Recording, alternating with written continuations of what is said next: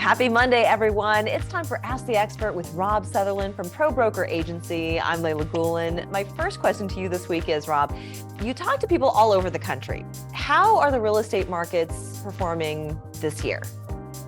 I think everyone's having a similar experience, but one of the things that we've noticed is that people are getting used to the new mortgage rates. There are actually transactions happening now. People are getting mortgaged. There's new houses being built. There's things like that that are actually happening that are great. Whereas I think probably a year and a half ago, there wasn't as much of that going on, which is a good thing. I think that more that we can see a normalized real estate market where it's not too hot and not too cold, where there's just regular transactions happening on a regular basis. We're kind of heading toward a more even market, which is a great thing. And we've seen different markets emerging over the last several years. What markets do you see emerging as new hotspots for people to move to in 2023? For sure. I mean, places like Austin, Texas, right? Like you just start thinking about how that's the new tech savvy place. When was that going to be a tech savvy place? You know, all of a sudden Silicon Valley's in Texas.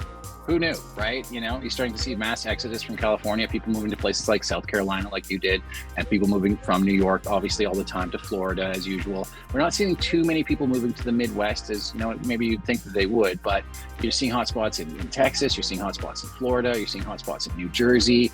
Obviously, California's been pretty stable as things have been moving along, but it's interesting to see that where, you know, like a place like in Arizona, where you've got Scottsdale and Phoenix kind of market there, where you've got a very limited amount of people that are buying and selling, but like 100 real estate offices. It's funny because they think it's going to be the next big thing, or it's the next LA where there's going to be just thousands and thousands of homes built there. It's true, but it's going to take some time. Yeah, definitely. Now, should buyers wait? This is a question I think that so many people are wanting the answer to. Should buyers wait for the rates to decrease or buy now before they potentially go up again? I think they're going up again. You know, I don't know. I've been doing this a long time. I think they're going up again.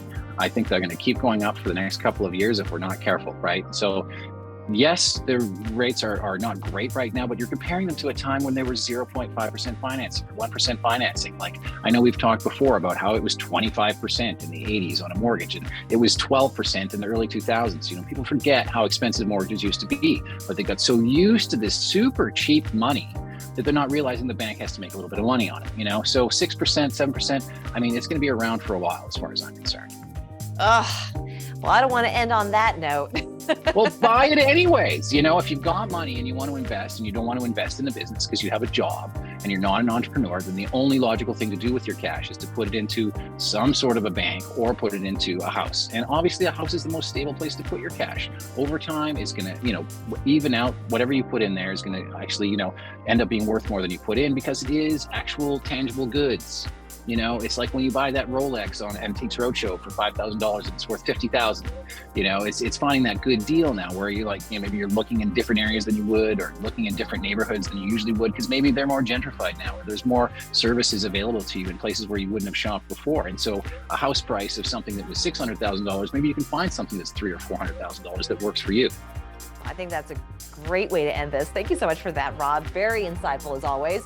And for more information on PBA, just click on the link below, probrokeragency.com.